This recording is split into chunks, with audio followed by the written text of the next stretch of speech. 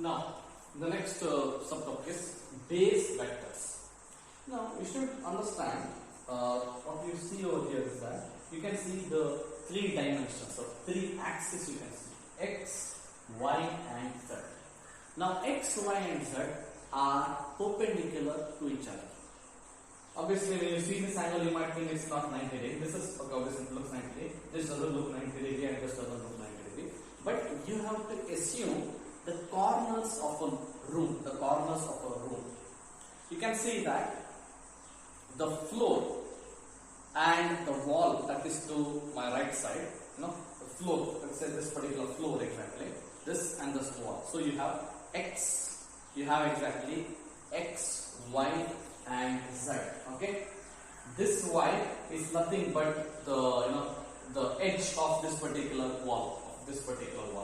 X is the edge of this wall that's to my right side, and z we can see the vertical axis, x axis, y axis and z axis. Okay, x axis, y axis and z axis.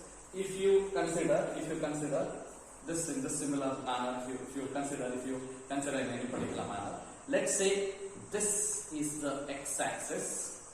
Okay, this is the x axis. This is the y axis, and this upward you can see the vertical, that is the z axis. So x axis and y axis are perpendicular to each other, y and z are perpendicular to each other, and z and x are perpendicular to each other. You can take the corners of, or you can say the edges of your classroom walls or your house walls, any particular room walls. Now here base vectors means this is base vector x, base vector y and base vector z. They are nothing but unit vectors, but the difference between unit vectors and base vectors is unit vector they just represent any particular direction and they have a magnitude as 1. Base vectors also have magnitude as 1, but they represent a certain direction. Now when you take unit vector n, suppose if you are taking unit vector n, this will represent the direction that is normal to any plane. The plane can be anything. It can be on the wall, it can be any particular manner, any particular angle it will be there. So it will be a normal angle. But base vector x, it has a certain direction, a certain orientation it has. So this is positive base vector x. From the origin, you can see this is the origin. When you move in this certain direction, you are moving in positive x direction. Or you can say base vector x represents the positive x direction. Base vector y represents the positive y direction. Means from origin you are moving in this similar manner, in this particular path, in a certain path. That is, now we can say from left to right. Here, when I move from left to when I move in the left direction, when I move in this particular left direction, when I go, so that becomes positive y direction. If I am coming near you, okay, the direction that I am taking, just observe my path. I am walking in a direction that is near to the screen. This is your positive x direction. I am walking from my original position in this particular manner, in this direction. That is your positive y direction. And now if I float, or if I exactly start to walk, or if I start to float in a vertical manner, this particular manner, understand? Let's say this is the original position of the chalk. The chalk moves in this direction. Okay, chalk moves from here, origin is that is your positive z direction. The chalk moves in this direction, positive x direction.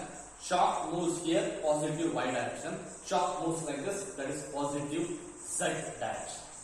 Okay. Now base vector x represents positive x direction. Base vector y represents positive y direction. Base vector z represents positive z direction.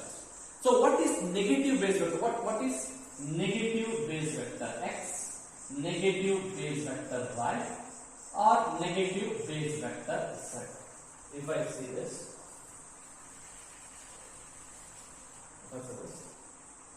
okay, these are nothing but they are not made up directions. They are the directions that are opposite to base vector x, base vector y, base vector z directions respectively. For example, let's say the duster from the origin, it moves in this direction, it is positive x direction. If it moves backwards this direction, then it is minus base vector x. If the duster from this position, it moves in this particular manner, then it is positive y direction. But if it moves opposite to positive y direction, it is minus base vector y. Similar manner, the chalk or the duster that you see, if it moves in this direction, then it is positive z direction, from here to here, positive z direction. But if it moves in the opposite to positive z direction, it becomes minus base vector z. So this is minus base vector x direction, minus base vector y direction, minus base vector z direction. That is what we have. These are base vectors that will be useful for the next coordinate system. Okay, that will be seen in 3 Cartesian, spherical and cylindrical coordinate systems. But you have to understand, origin is that you are moving in the positive x direction.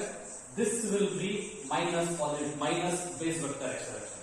This is positive y direction, or base vector y represents this. If you are moving in this similar manner, this manner, it is minus base vector y. This is plus base vector z. This will be minus base vector z. These are the base vectors.